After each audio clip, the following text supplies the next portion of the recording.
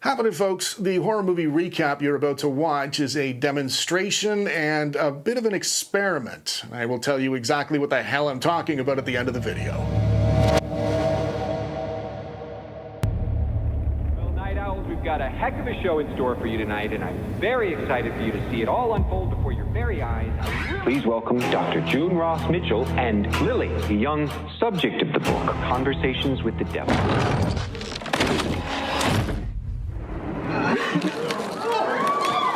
Good to see you again, Jack. Lily, return to me. This isn't about ratings anymore. No one's going anywhere. How could you let it happen, Jack? How could you let it happen? At the start of the film, we meet a man named Jack Delroy who hosts a successful variety late-night talk show called Night Owls that competes for ratings with The Tonight Show starring Johnny Carson. Through his television connections, Jack Delroy makes regular visits to The Grove, an elite California summer camp for rich and powerful men. In 1976, Jack's world was turned upside down when his wife Madeline, despite being a non-smoker, was diagnosed with terminal lung cancer. In October, she made a special appearance on his show, leading to the highest-rated episode in the history of Night Owls, though it still fell a point short of Carson's ratings. 2 weeks later, Madeline passed away, and the event had a profound impact on Jack, which led to a temporary halt in the production of Night Owls. Although Jack returned to the show, it never regained its previous level of success. To recover his ratings, a desperate Jack decided to host a special occultism-themed episode on Halloween night in 1977, broadcast directly from the show's Manhattan studio. What follows is the recently discovered master tape of what aired that night, along with previously unreleased behind-the-scenes footage. Special guests for this episode include psychic Chris Dew and skeptical former magician Carmichael the Conjurer, and parapsychologist author June Ross Mitchell and June's subject Lily. During the podcast, Chris Dew claims he is hearing the name Peterson. A man from the audience corrects him, saying Peterman. Intrigued, Jack approaches the man who explains that Peterman was his wife's maiden name. Chris Dew asserts that his wife's spirit is currently in the room with them. However, the man reveals that his wife is very much alive and had run off with his neighbor 5 years ago. Chris Dew quickly recovers, explaining that sometimes the signals he receives can get scrambled due to the studio lights and cameras. He then moves towards two women and asks who is connected to Edward, and one of them responds, saying her little brother's name was Edmund. Chris Dew, slightly off but still confident, asks if Edmund took his own life, to which the girl confirms. Chris Dew conveys a message, stating that Edmund wants her and their mother to know he is at peace and he is sorry for the suffering he has caused. As the audience and Jack applaud Chris Dew's efforts, Jack announces they are about to take a quick break. However, just then, Chris Dew suddenly begins screaming, his demeanor shifting dramatically. He claims that something very intense is happening and that he is now getting the name Minnie clearly. Jack asks if the name Minnie means anything to anyone present in the studio, but no one in the studio recognizes the name. Chris Dew feels sadness and then specifies that the spirit wants to talk to an unmarried man wearing a wedding ring. Just then, the lights flicker, causing a stir among the audience, while Chris Dew, regaining some of his composure, tells them that the spirit of Minnie has now left the room. After the commercial break, Jack introduces Carmichael to the stage, and as soon as Carmichael arrives, he begins performing an impressive trick, captivating the audience and earning their admiration. Carmichael expresses his skepticism regarding the paranormal and psychics, firmly believing that there are scientific explanations for everything. He asserts that until he is presented with undeniable proof, he will persist in exposing these individuals as the frauds he believes them to be. He also offers a $100,000 reward for anybody whose claims can be verified. Jack prompts Carmichael to offer his interpretation of Chris Dew's readings, to which Carmichael responds by asserting that what he witnessed was a skilled performer employing age-old tricks with roots tracing back to biblical times. He notes that in his opinion, Chris Dew failed several times before stumbling upon the tenuous connection with Peterson. Jack counters by mentioning the apparent connection Chris Dew made with Edmund's spirit, but Carmichael dismisses it, stating that even a broken clock can be right twice a day. Furious, Chris Dew rises and throws water on Carmichael's face before attempting to storm off the stage. However, Jack intervenes, urging Christou to return as they have not yet discussed the final reading. Jack suggests that he believes the last reading may have been intended for him. Christou asks Jack who Minnie is, to which Jack reveals that Minnie is the nickname he gave to his late wife Madeline. And he is the unmarried man wearing a wedding ring. Carmichael, remaining skeptical, issues a challenge, asking if Christou can summon the spirit of Jack's deceased wife, and offers a reward of $500,000. However, Christou collapses, and suddenly projectile vomits a black liquid onto Carmichael, shocking everyone in the studio. In backstage footage, Christou's condition deteriorates rapidly, and he is rushed to his dressing room for medical attention. Meanwhile, Carmichael expresses doubts, suggesting that Jack may have informed Christou about his wife's nickname to boost the ratings of the show. After the commercial break, Jack informs the audience and viewers that Christou is currently receiving medical attention backstage. He then presents to the audience a book titled Conversation with the Devil by Dr. June Ross Mitchell. Jack proceeds to share with the viewers a clip produced by June's Psi Research Center. In the video, viewers see a seemingly ordinary house that doubles as the base for the infamous First Church of Abraxas. The church's enigmatic leader, Sandor Dabo, preaches that Abraxas transcends concepts of good and evil, focusing only on desire and acquisition while demanding sacrifices. The FBI investigates the cult for alleged crimes like kidnapping and illegal firearms possession, amid chilling allegations of breeding children for human sacrifices. Dabo claims that witnessing these rituals binds one to serve the demon Abraxas. Events took a tragic turn in August 1974 when federal agencies besieged the house. After a tense 3-day standoff, Dabo orders his followers to douse themselves and the premises in gasoline. However, amidst the smoldering ruins, a terrified 10-year-old girl is found, known only as Lily. Was Lily's survival part of Dabo's sinister plan, or was she simply fortunate? Unable to explain Lily's strange behavior, the FBI reaches out to June's research center. During their first session together, they manage to make contact. When asks if she is speaking with the demon, Lily begins screaming in a demonic voice. In a commercial break, June shares with Jack that Lily recently entered a fugue state, mentioning his name, suggesting a possible recollection. She advises against invoking the demon on live TV, citing potential dangers. Later, Leo tells Jack that Christou had passed away from internal hemorrhaging on the way to Mount Sinai Hospital. After the break, Jack questions June about the work of parapsychologists. She explains that they study certain phenomena that traditional science struggles to comprehend.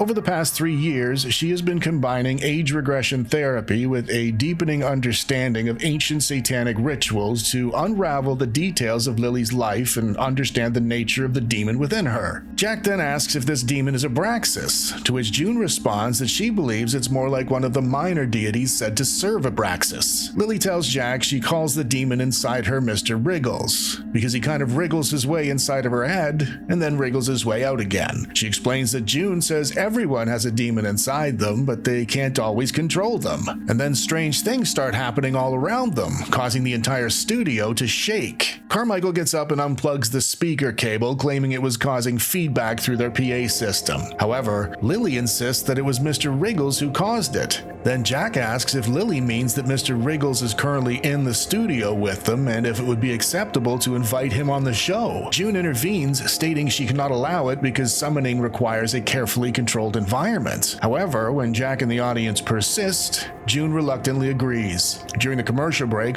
Jack tells June this is her opportunity to prove people like Carmichael wrong. However, June is visibly upset with him. Gus warns Jack that he's meddling with things he doesn't understand, to which Jack declares that if they manage to conjure up Satan, Gus has his express permission to head straight for the exit. He explains that he's doing all of this to try and save their show. Gus tells Jack that he's aware of what happened to Christou and pleads with him to stop this before something terrible occurs. After the break, June addresses the viewers, cautioning that if the entity is present tonight, it may manifest itself in various ways, but its entry into their world is only possible through Lily. She urges everyone to remain calm, no matter what they may see or hear. June then begins the process and instructs Lily to close her eyes and allow herself to sleep. Soon after, Lily falls asleep, but when June attempts to communicate with Mr. Wiggles, Lily starts starts exhibiting strange behavior, like moving her chair erratically. After a while, in a demonic voice, Lily tells June that she knows who he is. When she raises her head, everyone witnesses that Lily has become possessed. She then turns to the audience and asks who they are. June tries to explain to the entity that they brought him into this world to understand his purpose. However, the entity looks back at Jack and remarks that it's good to see him again. Confused, Jack denies being acquainted with the entity, to which the demon claims they have long history and have met among the tall trees. June asks Lily to return to her, to which the demon asks her to be careful, saying Jack's last wife died an ugly death. It says that Dr. June thinks Jack is very handsome, and reveals that June and Jack are sleeping together. Furious, June slaps Lily to bring her back, but suddenly the demon tries to attack her, prompting June to recite a spell showing the demon a charm. But the demon keeps laughing and repeating June's words back to her. And then it looks at Jack, asking how he could let it happen. And then strange things start happening in the studio, and Lily levitates in her chair for a moment before coming back down. June apologizes to her for putting her in that position, and Jack asks the viewers if they've ever seen anything like that. Skeptical Carmichael wishes to point out tricks he believes June used, to which Jack assures him he'll get a chance to speak later. During the commercial break, Gus informs Carmichael that Christou has passed away. Shortly after, Leo informs Jack that 3 members of the crew have walked off. Additionally, the Communications Commission is called for an emergency meeting at 7 a.m., marking it as the biggest TV event since the moon landing. As they return live, Carmichael asserts that there is no demon lurking inside Lily, but rather she has been placed in a hypnotic state and manipulated by the doctor to perform her part. Jack challenges Carmichael, asking how he will explain the physical changes and voice alteration. He accuses Carmichael of being a self-righteous, cold-hearted curmudgeon attempting to avoid parting with $500,000.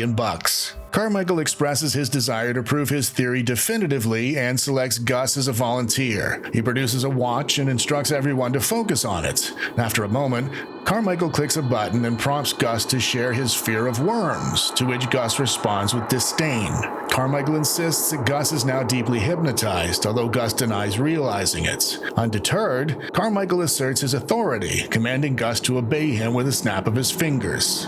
Gus squirms uncomfortably, complaining of itching and discomfort as Carmichael's command takes effect. Carmichael then suggests to Gus that his neck is bleeding, prompting Gus to check it. To his horror, Gus discovers what appears to be worms emerging from his neck. Panicked, Gus tears at his own stomach, claiming to feel worms crawling inside him. The audience and Jack react with astonishment at the unexpected turn of events, and when Carmichael attempts to snap Gus out of the hypnotism, he's unsuccessful. Lily laughs and asks why Gus is acting so silly. Then, a huge worm bursts out of Gus's eye. Carmichael successfully snaps everyone out of the hypnotism, and Gus doesn't remember anything. Shocked, Jack asks Carmichael what just happened, to which he explains that he did the exact same thing June did, just with a tad more imagination. Jack asks Leo if he can rewind the videotape to replay the last segment, and the playback proves that Carmichael's demonstration was merely a hallucination experienced by everyone in the studio. Lily suggests that if Carmichael believes they were playing a trick on everyone, then perhaps they should review that part of the show as well. They review the footage, and to their shock, the supernatural phenomena that occurred during June's conjuring appear unaltered in the recorded playback. Jack instructs them to rewind the footage and play it slowly, frame by frame, and he's horrified when he notices an apparition of a spiritual Madeline standing behind him in the footage. Carmichael angrily accuses Jack of orchestrating the events as an elaborate hoax, and during this, Lily becomes possessed again and electricity starts running all over her body. As Jack touches her, the lights in the studio begin flickering and then it goes dark there, and soon after, a bolt of lightning from the ceiling above connects to her left hand as a bolt from the nearby monitor connects to her right. Lily screams before her head splits open and begins to glow with a bright light. Using her telekinetic powers, she swiftly kills Gus by twisting his head backwards, and lifts June into the air before throwing Jack away, then cuts June's neck open with her pendant necklace. Then she incinerates Carmichael from the inside out. Jack tries to flee, but finds himself suddenly transported to a nightmarish version of the show. He then discovers himself on a stage, unwittingly becoming part of an act, and subsequently finds himself back in his own show, where a guest presents him with a huge worm. Suddenly, Minnie appears, saying the words she spoke on her last show with Jack. And it's now revealed that Jack had previous encounters with the demon who possessed Lily during the ceremony at the Grove, which resulted in his show gaining sudden fame, and he was indirectly responsible for Madeline contracting cancer as a price of his success. Madeline's spirit confronts Jack, pleading with him to end her suffering as the cancer inflicts unbearable pain. Using the ritualistic dagger from Lily's old cult, he plunges it into Madeline's body. And suddenly,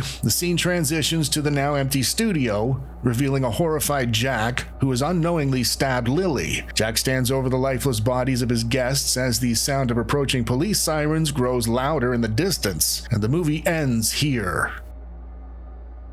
If you've stuck around until now, thank you. If you've seen any of my other recaps, you know this video isn't my usual style, and that's because what you've actually just watched is my replication of a recap of 2024's Late Night with the Devil, as done by a different channel. I don't have to be concerned about any kind of copyright issues because the script you just heard me read is a simple minute-by-minute regurgitation of the plot's events. There's none of the usual thoughts or feelings or opinions or heart in any of that script. I made sure my video clips were the same length and chronological orders as theirs. Our titles and descriptions are essentially the same, as are the behind-the-scenes meta tags for YouTube search engine optimization. Even the thumbnails are the same. And I mentioned all this to illustrate the fact, as far as YouTube systems are concerned, these videos are identical. The only significant difference between their video and mine is a superficial one. I have personalized my video by using a human being's voice,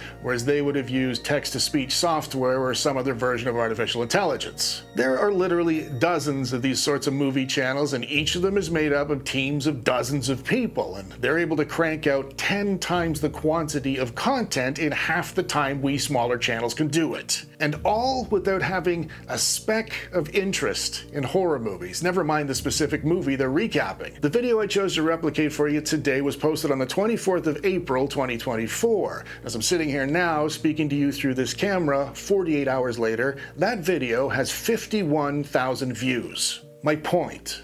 You have seen countless smaller channels like mine fumbling around awkwardly trying to find polite ways to ask you to like the video and subscribe to the channel. And if you did, hit the fucking like button.